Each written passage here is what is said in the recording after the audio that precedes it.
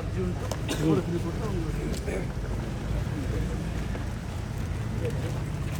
ಒಳ್ಳೆಯದು.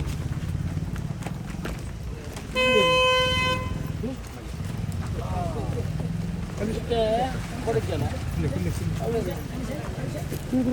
ರಾಧಮೈದ ಕೃಷ್ಣ ಸುಳಿ ಶಾಪನ ಆಗ್ತದೆ ಮಗತಿದೆ ದಾದಕ್ಕೆ ಸೊಲ್ಯೂಷನ್ ಕೊಡಲಿಲ್ಲ ಈತನಾಟ 1 ಗಂಟೆ ಮುಟ್ಟ ತಹಸೀಲ್ದಾರ್ನಲ್ಲಿ ಎಪ್ಪಡದೆ ಬಿ ಎನ್ನು ತಹಸೀಲ್ದಾರನ್ನು ಕರೆಸಿದ್ದೀನಿ ಕೊಡಬ ವಿ ಎನ್ನು ಕರೆಸಿದ್ದೀನಿ ಡಿ ಟಿಯನ್ನು ಕರೆಸಿದ್ದೀನಿ ಎ ಸಿ ಅವರು ಇದ್ದು ಡಿ ಸಿ ಅವರ ಹತ್ರ ಮಾತಾಡಿ ಒಂದು ಹಂತಕ್ಕೆ ನಾವು ಒಂದು ಬಂದಿದ್ದೀವಿ, ನಿಮಗೆ ಸ್ಪಂದನೆ ಕೊಡಬೇಕು. ಇದು ನನ್ನ ವಿಧಾನಸಭಾ ಕ್ಷೇತ್ರ ಅಲ್ಲ, ನಿನ್ನೆ ಹೇಳಿದ್ದೀವಿ, ಇದು ಸುಳ್ಯ ವಿಧಾನಸಭಾ ಕ್ಷೇತ್ರ. ಆದರೆ ನೀವು ಇಲ್ಲಿ ಬಂದು ಒಬ್ಬ ಪ್ರಜೆಗಳಿಗೆ ಯಾರಿಗಾದರೂ ಸಾಮಾನ್ಯ ಜನರಿಗೆ ಬಡವರಿಗೆ ನ್ಯಾಯ ಕೊಡೋದು ನಮ್ಮ ಧರ್ಮ. ಏನು ಯಜಮಾನ್ರೆ ಕೇಳ್ತಾ ಇದ್ದಾರೆ ನಾನು ಹೇಳೋದು? ಈಗ ನಿಮಗೆ 94C ಅಲ್ಲಿ ರಾಧಮ್ಮ ನೀವಲ್ಲ, ನಿಮ್ಮ ಹೆಸರಿಗೆ 94C ಅಲ್ಲಿ 8 ಸೆನ್ಸ್ 9 ಸೆನ್ಸ್ ಜಾಗ ಇದೆ. ಅದನ್ನು ನೀವು ಈ ಒಂದು ಅರ್ಜಿಗೆ ಸೈನ್ ಮಾಡಬೇಕು. ಅದನ್ನು ನಿಮಗೆ ಮಾಡಿಕೊಡುವ ಕೆಲಸವನ್ನು ಮಾಡ್ತೀವಿ.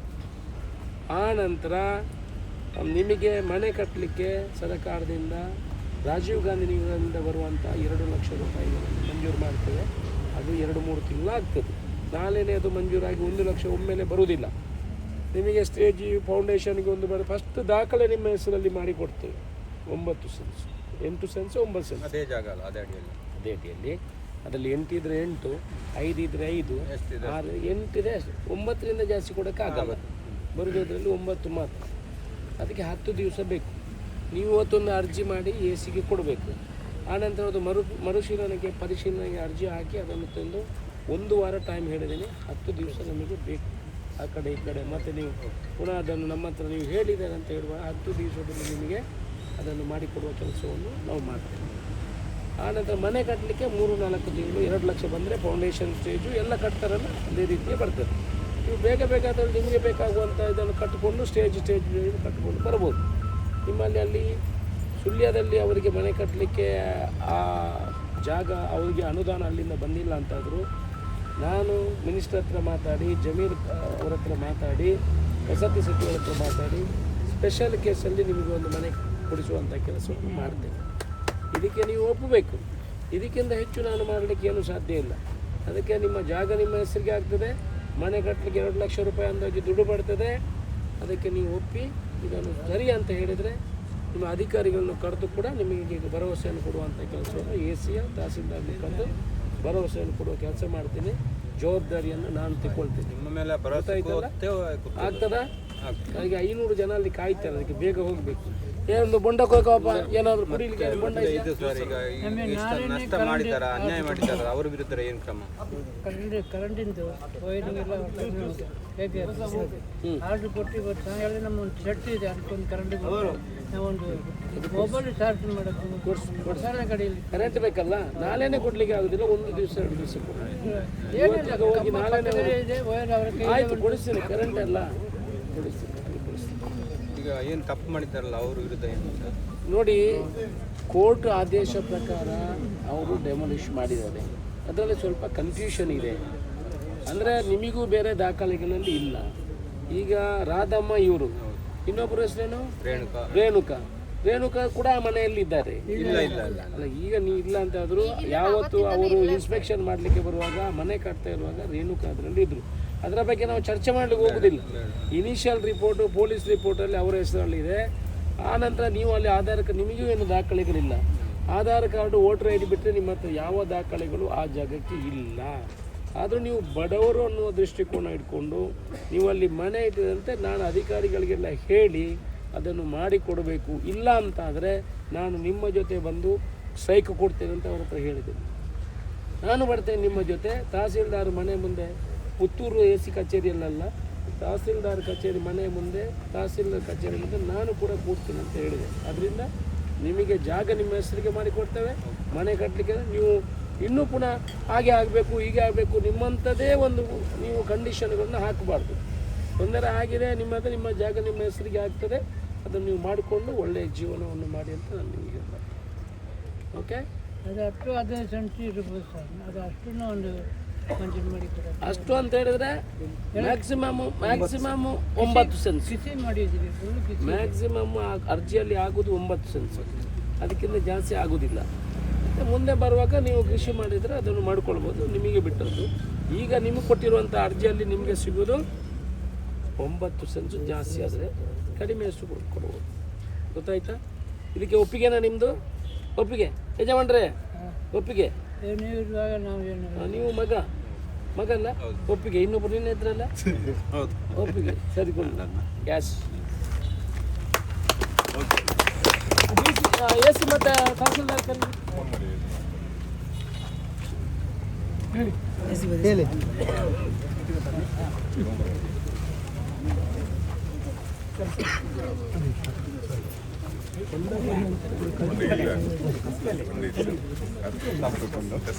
ಬಲೆ ಕುಂತಲಿ ನಾನು ಮುಗಿನ ಸೈಕ್.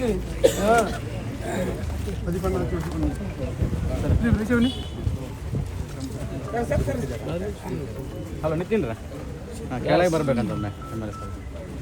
ಎಸ್, MLA ಅಶೋಕ್ ರೈ ಅವರಿಗೆ ಜೈ. MLA ಅಶೋಕ್ ರೈ ಅವರಿಗೆ ಜೈ. MLA ಅಶೋಕ್ ರೈ ಅವರಿಗೆ ಜೈ. ಬಡವರ ಬಂಧು MLA ಅಶೋಕ್ ರೈ ಅವರಿಗೆ ಜೈ. ಎ ಸಿ ಮತ್ತು ತಹಸೀಲ್ದಾರ್ ಕರೀದೊಮ್ಮೆ.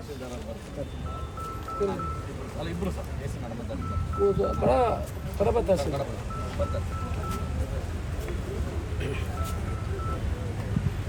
ಸ್ವಲ್ಪ ಜನ ನೋಡಿ, ನನ್ನನ್ನು ಕರ್ಕೊಂಡು ಬಂದದನ್ನೇ ಇವರು ಮಾಧ್ಯಮದವರು.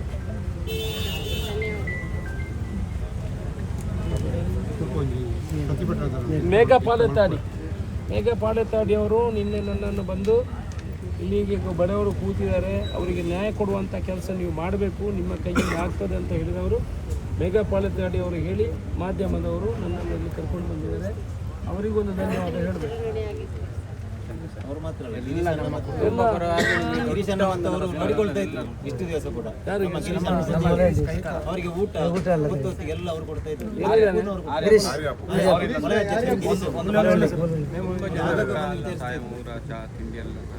ಅವರು ನಮ್ಮ ವಲಯಾಧ್ಯಕ್ಷರು ಮತ್ತೆ ಇವರು ಡೈಲಿ ಇಲ್ಲೇ ಅವರನ್ನು ಅಬ್ಸರ್ವ್ ಮಾಡ್ತಾ ಇದ್ರು. ಹೊತ್ತಿಗೆ ಅವ್ರಿಗೆ ಏನು ಬೇಕು ಅವರೇ ಕುಡಿಸಿರಲ್ಲ.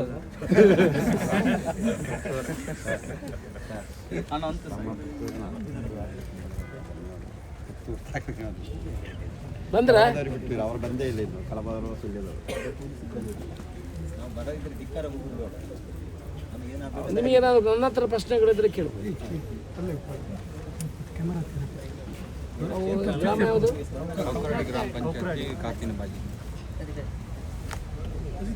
ಡೋಕ್ರಾಡಿ ಅಲ್ಲ,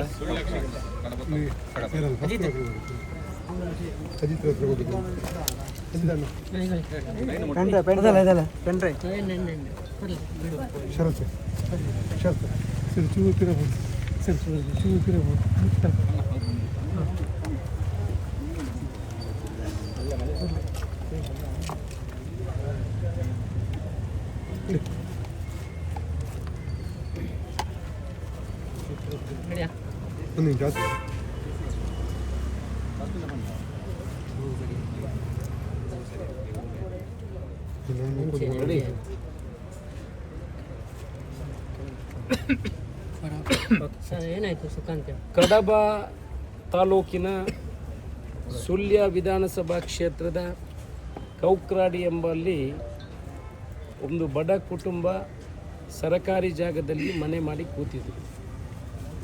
ಅದಕ್ಕೆ ಒಬ್ಬರು ಸಾರ್ವಜನಿಕ ಹಿತಾಸಕ್ತಿ ಅರ್ಜಿಯನ್ನು ಕೋರ್ಟಿಗೆ ಸಲ್ಲಿಸಿ ಆ ಕೋರ್ಟಿನಿಂದ ತಹಸೀಲ್ದಾರಿಗೆ ನೋಟಿಸ್ ಹಾಕಿತ್ತು. ಆ ಪ್ರಕಾರ ನೋಟಿಸಿನ ಮೇಲೆ ತಹಸೀಲ್ದಾರರು ಅವರ ಮನೆಯನ್ನು ನೆಲಸಮ ಮಾಡುವಂಥ ಕೆಲಸವನ್ನು ಮಾಡಿದರು. ಆ ಕುಟುಂಬ, ಬಡ ಕುಟುಂಬ ಇಲ್ಲಿ ಬಂದು 14 ದಿವಸದಿಂದ ಇವತ್ತಿಗೆ 15 ದಿವಸದಿಂದ ಉಪವಾಸವನ್ನು ಮಾಡಿ AC ಕಚೇರಿಯ ಮುಂದೆ ಉಪವಾಸ ಪ್ರತಿಭಟನೆಯನ್ನು ಮಾಡ್ತಾಯಿತ್ತು. ಮಾಧ್ಯಮದವರ ಮುಖಾಂತರ ನಾವು ಕೂಡ ಇಲ್ಲಿಗೆ ಬಂದು ಅದನ್ನು ಅವರಿಗೆ ತೊಂದರೆ ಆಗಿದೆ ಅದನ್ನು ವಿಚಾರಿಸಿದಾಗ ಅವರು ವಿಚಾರವನ್ನು ಹೇಳಿದ್ದಾರೆ. ಇವತ್ತು ಕಡಬ ತಹಸೀಲ್ದಾರರನ್ನು ಬರಲಿಕ್ಕೆ ಹೇಳಿ ಅಸಿಸ್ಟೆಂಟ್ ಕಮಿಷನರನ್ನು ಸೇರಿಸಿ DC ಅವರ ಹತ್ರ ಮಾತುಕತೆ ಮಾಡಿ ಅವರ ಜಾಗ ಏನಿದೆ 9 ಸೆಂಟ್ಸ್ ಜಾಗ ಅವರು ಅರ್ಜಿ ಕೊಟ್ಟಿದ್ದಾರೆ, ಅದನ್ನು ಅವರ ಹೆಸರಿಗೆ ಮಾಡಿಕೊಡುವಂಥ ಕೆಲಸವನ್ನು ಮಾಡ್ತೇವೆ.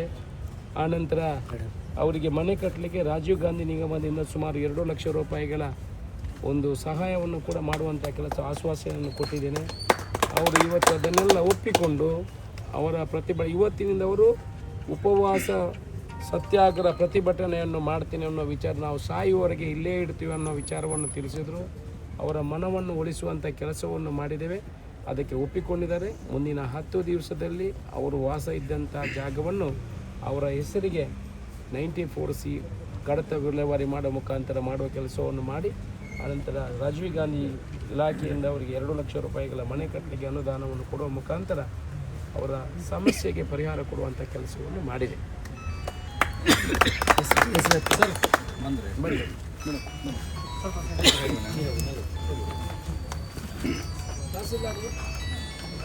ಬರಲಿಲ್ಲ ಸರ್, ಬಂದಿಲ್ಲ. ಬರಲಿಲ್ಲ. ಈಗ ಇವರು ತಹಸೀಲ್ದಾರ್ ಬಂದ್ರೆ ಎಲ್ಲಿದ್ದಾರೆ? ಹಾಂ, ಈಗ ಇವರು ಮೊನ್ನೆಯಿಂದ ಸ್ಟ್ರೈಕ್ ಮಾಡ್ತಾ ಇದ್ದಾರೆ. ಅವರಿಗೆ ನಾವು ಚರ್ಚೆ ಮಾಡಿದ ಪ್ರಕಾರ ಒಂದು ಅರ್ಜಿ ಇದೆ. ಆ ಅರ್ಜಿಯನ್ನು ಪರಿಶೀಲನೆ ಮಾಡಿ ಅವರಿಗೆ 94Cಯಲ್ಲಿ ಆ ಜಾಗವನ್ನು ಮಂಜೂರು ಮಾಡಲಿಕ್ಕೆ ಕ್ರಮ ತಗೊಳ್ತೀವಿ ಅಂತ ನಾನು ಭರವಸೆಯನ್ನು ಅವರಿಗೆ ಕೊಟ್ಟಿದ್ದೇನೆ. ನಿಮ್ಮ ಹತ್ರ ಕೂಡ ನಾವು ಮನವಿಯನ್ನು ಮಾಡಿಕೊಂಡಿದ್ದೀವಿ. ಆ ತಹಸೀಲ್ದಾರನ್ನು ಕೂಡ ನಾವು ಕರೆದು ಮಾತಾಡಿದ್ದೀವಿ. ಅದಕ್ಕೆ ಆ ಇಲಾಖೆಯವರು ಕೂಡ ಒಪ್ಪಿಕೊಂಡಿದ್ದಾರೆ. ರಾಜೀವ್ ಗಾಂಧಿ ನಿಗಮದಿಂದ ಅವರಿಗೆ 2 ಲಕ್ಷ ರೂಪಾಯಿಯನ್ನು ಮಂಜೂರು ಮಾಡುವ ಜವಾಬ್ದಾರಿಯನ್ನು ನಾನು ತಗೊಂಡಿದ್ದೀನಿ. ಬಡ ಕುಟುಂಬದವರು, ಪರಿಶಿಷ್ಟ ಜಾತಿಯವರು, ಅದರಿಂದ ಅವರಿಗೆ ನ್ಯಾಯ ಕೊಡೋದು ಅಧಿಕಾರಿಗಳಿಗೆ ಮತ್ತು ನಮ್ಮ ಜನಪ್ರತಿನಿಧಿಗಳಿಗೆ ಇರುವಂಥ ಕರ್ತವ್ಯ. ಆ ಮುಖಾಂತರ ನಾವೊಂದು ಕಾನೂನಾತ್ಮಕವಾಗಿ ಏನು ಮಾಡ್ಬೋದು ಅನ್ನೋ ವಿಚಾರಕ್ಕೆ ನೀವು ಅದಕ್ಕೆ ಒಪ್ಪಿಗೆಯನ್ನು ಕೊಟ್ಟಿದ್ದೀರಿ. ಕಾನೂನು ಪ್ರಕಾರ ಇದ್ದರೆ ನಾನು ಖಂಡಿತ ಅದನ್ನು ಮಾಡಿಕೊಡ್ತೀನಿ, ಡೈರೆಕ್ಷನ್ ಕೊಡ್ತೀನಿ ಅಂತ ನೀವು ಹೇಳಿದ್ದೀರಿ. ನಾವು ಕೂಡ ಅದಕ್ಕೆ ಪೂರಕವಾಗಿ ಅವರಿಗೆ ಹೇಳುವಂಥ ಕೆಲಸವನ್ನು ಮಾಡಿದರೆ ಅದಕ್ಕೆ ಅವರು ಒಪ್ಪಿಕೊಂಡಿದ್ದಾರೆ. ಅವರಿಗೆ ಈಗ ಜ್ಯೂಸ್ ಕೊಡೋ ಮುಖಾಂತರ ಅವರ ಪ್ರತಿಭಟನೆಯನ್ನು ಹಿಂದೆತ್ತಿಕೊಳ್ಳುವಂಥ ಕೆಲಸವನ್ನು ಅವರು ಮಾಡ್ತಾರೆ. ನಿಮಗೂ ಗೊತ್ತಿರಲಿ ಅಂತ ನಿಮ್ಮನ್ನು ಕರೆದು ನಿಮಗೆ ಒಂದು ಹೇಳುವಂಥ ಕೆಲಸವನ್ನು ಮಾಡ್ತೀವಿ. ನಿಯಮ ಪ್ರಕಾರ ಏನು ಮಾಡಬೇಕು ಸರ್? ನಾನು ಎಸ್ ಬಿಡಿರಿ ಕರೋಡತ್ತ. ಹಾಂ,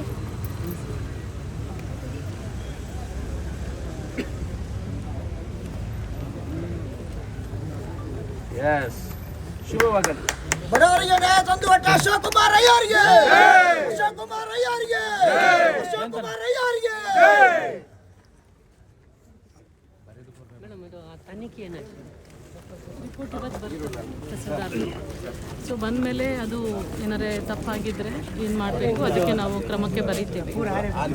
ಮೀನ್ ವೈಲ್ ಇವರು ಯಾವುದೇ ಅರ್ಜಿ 94C ರಿಜೆಕ್ಟ್ ಆದರೂ ಕೂಡ ಅವ್ರು ಅಪೀಲ್ ಮಾಡಲಿಕ್ಕೆ ಒಂದು ಅವಕಾಶ ಇದೆ. ಇವತ್ತು ಅವರು ಅಪೀಲ್ ಮಾಡ್ತಾರೆ. ಅದು ಮತ್ತೆ ಮರು ತನಿಖೆಗಾಗಿ ನಾವು ತಹಸೀಲ್ದಾರ್ಗೆ ಡೈರೆಕ್ಷನ್ ಕೊಡ್ತೀವಿ.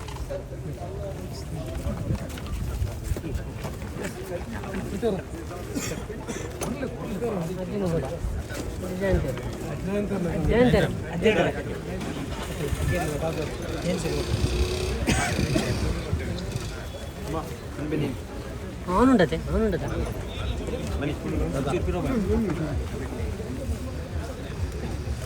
ಹಿಂದೆ ಬಾ, ಹಿಂದೆ ಬಾ ಅನೀಶಾ, ಹಿಂದೆ ಬಾ,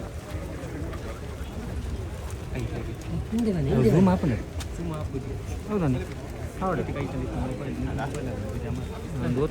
ದಕ್ಷಿಣ ಕನ್ನಡ ಜಿಲ್ಲೆ ಕಡಬ ತಾಲೂಕು ಕೌಕ್ರಾಡಿ ಗ್ರಾಮ ಪಂಚಾಯತ್ ಕಾಪಿನಬಾಗ್ಲು ಸರ್ವೆ ನಂಬರ್ 123ರಲ್ಲಿ ಭೂಮಿಯಲ್ಲಿ ರಾಧಮ್ಮ ಮುತ್ತುಸ್ವಾಮಿಯವರು ಹಲವು ವರ್ಷದಿಂದ ವಾಸವಾಗಿದ್ದರು. ಅಲ್ಲಿ ಮನೆ ಕಟ್ಟಿಕೊಂಡು ಚೆನ್ನಾಗಿದ್ದರು. ಆದರೆ ಏಕಾಏಕಿ ಯಾವುದೇ ಒಂದು ಮಾಹಿತಿ ಇಲ್ಲದೆ ಕಡಬ ತಹಸೀಲ್ದಾರ್ ಹಾಗೂ ತಂಡದವರು 13/11/2024 ಮನೆಯನ್ನು ಹೊಡೆದು ನೆಲಸಮ ಮಾಡಿರ್ತಾರೆ. ಇದರ ಒಂದು ನ್ಯಾಯಕ್ಕೋಸ್ಕರ ಆ ಒಂದು ಬಡ ಕುಟುಂಬದೊಂದಿಗೆ ನಾವು 1 ವರ್ಷದಿಂದ ಒದ್ದಾಡ್ತಾ ಇದ್ದೆ. ಎಲ್ಲ ಸರ್ಕಾರಿ ಕಚೇರಿ ಎಲ್ಲದಕ್ಕೂ ಮನವಿ ಮಾಡಿ ನ್ಯಾಯ ಕೇಳಿದ್ವಿ, ಯಾರೂ ಕೊಡಿಸಿಲ್ಲ. ಕೊನೆಗೆ 29/12/2025 ಇದೇ AC ಕಚೇರಿ ಮುಂಭಾಗದಲ್ಲಿ ಬಂದು ಧರಣಿ ಕೂತಿದ್ರು. ಅವರಿಗೆ ಸಾತಾಗಿ ನಾವು ನಮ್ಮ ಈ ಪುತ್ತೂರು ತಾಲೂಕಿನ ಎಲ್ಲ ಮಿತ್ರರು ಒಂದು ಕೈ ಜೋಡಿಸಿದ್ರು. ಇವತ್ತು 5/1/2026 ಪುತ್ತೂರಿನ MLA ಆಗಿರುವಂಥ, ಅಂದರೆ ಈ ನಮ್ಮ ಈ ಬಡ ನೊಂದವರ ಕ್ಷೇತ್ರ ದಕ್ಷಿಣ ಕನ್ನಡ ಜಿಲ್ಲೆ ಸುಳ್ಯ ವಿಧಾನಸಭಾ ಕ್ಷೇತ್ರ ಕಡಬ ತಾಲೂಕು. ಆದರೆ ಅಲ್ಲಿಯವರು ಯಾರೂ ಇದಕ್ಕೆ ಒಂದು ಸ್ಪಂದನೆ ಕೊಟ್ಟಿಲ್ಲ. ಯಾರೇ ಒಂದು MLA ಆಗಲಿ ಜನಪ್ರತಿನಿಧಿ ಆಗಲಿ ಯಾರೂ ಬಂದಿಲ್ಲ. ಆದರೆ ಪುತ್ತೂರಿನ MLA ಅಶೋಕ್ ರೈ ಸರ್ ಬಂದು ನಿನ್ನೆ ಸಂಡೇ ಮಧ್ಯಾಹ್ನ ಬಂದರು ಮತ್ತು ಹೇಳಿದ್ರು, ನಾನು ಏನಾದ್ರು ಮಾಡಿ ಇವತ್ತಿಗೆ ನಿಮಗೆ ಒಂದು ವ್ಯವಸ್ಥೆ ಮಾಡಿಕೊಡ್ತೀನಿ ಅಂತ ಹೇಳೋದು. ಅದರ ಪ್ರಕಾರವಾಗಿ ಅವರು ಒಂದು ಮನೆ ಕಟ್ಟುವ ಜಾಗಕ್ಕೆ 94 C ಅಡಿಯಲ್ಲಿ ಹಕ್ಕುಪತ್ರ ಮಂಜೂರು ಮಾಡಿಕೊಡ್ತೀವಿ ಮತ್ತು ನಿಮಗೆ ಸರ್ಕಾರದಿಂದ ಏನೆಲ್ಲ ವಾಸಿ ಬೇಕು ಮನೆ ಕಟ್ಟುವ ವ್ಯವಸ್ಥೆ ಎಲ್ಲವನ್ನು ಮಾಡಿಕೊಡ್ತೀವಿ ಅಂತ ಹೇಳಿದ್ದಾರೆ ಸರ್. ಅವರಿಗೆ ನಮ್ಮ ಎಲ್ಲ ಹೋರಾಟಗಾರರ ಪರವಾಗಿ ಧನ್ಯವಾದಗಳು. ಈಗ ಅದೇ ಒಂದು ನಿಮ್ಮ ಮೊದಲು ಮನೆ ಕೆಲಸ ಮಾಡಿದ್ದಾರೆ, ಹೌದು. ಅಧಿಕಾರಿಗಳ ವಿರುದ್ಧ ಏನಾದರೂ ಅದ್ರ ಬಗ್ಗೆ ಏನಾಗಿದೆ? ಇಲ್ಲ, ಇವಾಗ ಸದ್ಯಕ್ಕೆ ಅವರು ಈ ಒಂದು ಭರವಸೆ ಕೊಟ್ಟಿದ್ದಾರೆ. ಅದು ಮುಂದಕ್ಕೆ ನೋಡೋಣ, ಕಾನೂನು ಕ್ರಮನ ತಗೊಳ್ಳಿ.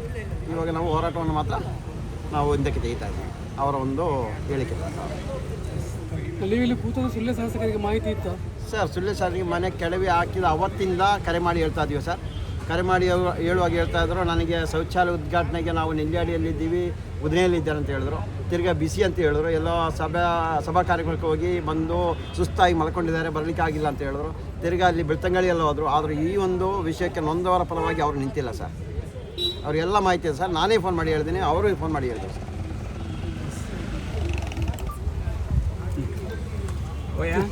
Thank you.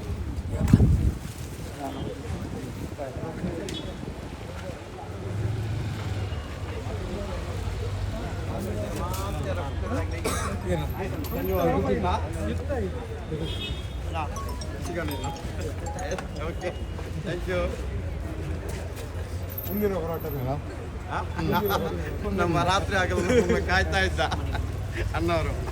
S, thank you.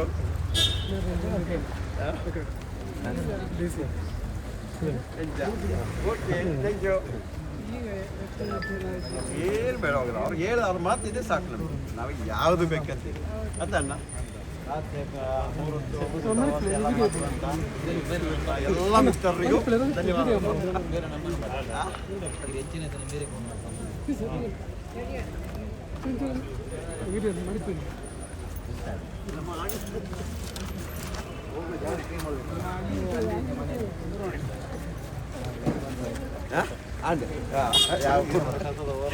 Thank you sir.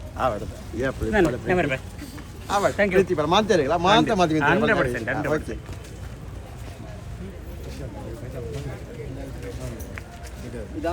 ಮಾಡಿರಲಿ. ಊಟ ಮಾಡ್ತೀರಾ? ಮಾಡಿ ಮಾಡಿ ಊಟ ಮಾಡಿ. ಎಲ್ಲ ಉದ್ಘಾಟನೆಗೆ ಎಪ್ಪಡಾರೆ ಇಲ್ಲಿ ಕಟ್ಟಿದೆ ಅಂದೆ ಅತ್ತೆ ಬೇಗ ಕಟ್ಟಿದೆ ಲೆಪ್ಪಡಾರೆ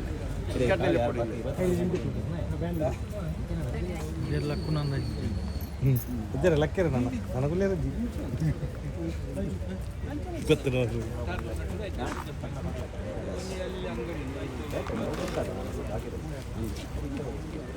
ಸರ್, ಈಗ ಅರ್ಜಿ ಕೊಡುವಂಥದ್ದು ಮತ್ತು ಶಾಸಕರು ಹೇಳಿದಾಗೆ ಅದಕ್ಕೆ ಏನಾದರೂ ಬರೀ ಬಾಯಿ ಮಾತಲ್ಲಿ ಹೇಳ್ತಾರೆ, ಮತ್ತೆ ಏನಾದರೂ ರೈಟಿಂಗಲ್ಲಿ ಅಲ್ಲ, ಅವರ ಬಾಯಿ ಮತ್ತು ಅದು ವಜ್ರ ಇದ್ದಂಗೆ ಅವ್ರ ಮಾತು.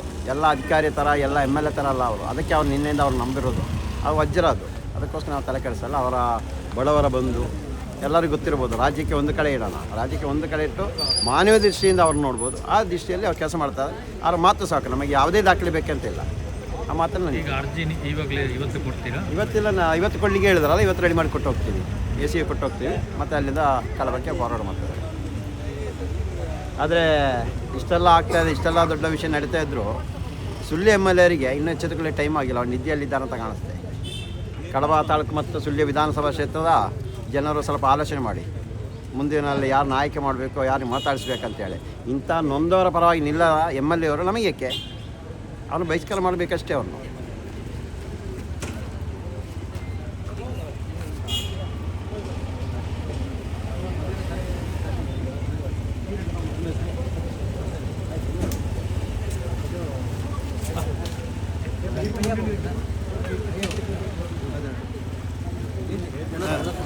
TV देखलो बर निकल TV देखला ले हीरो ಒಂಜಿ ಉಪಾರ ಉಂಟು ಯಾರು ಜನ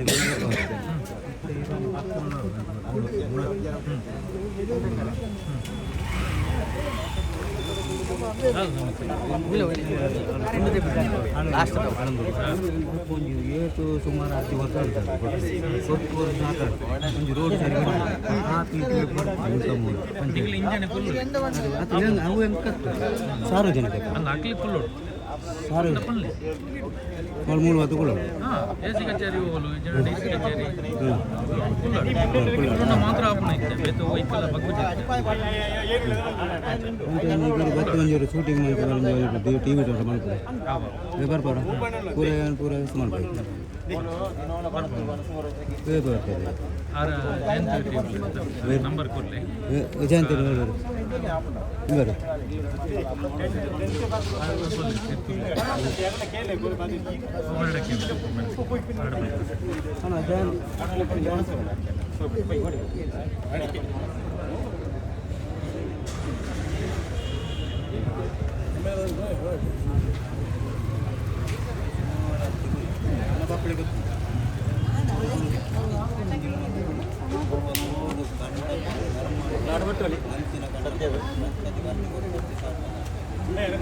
ಸುಮಾರು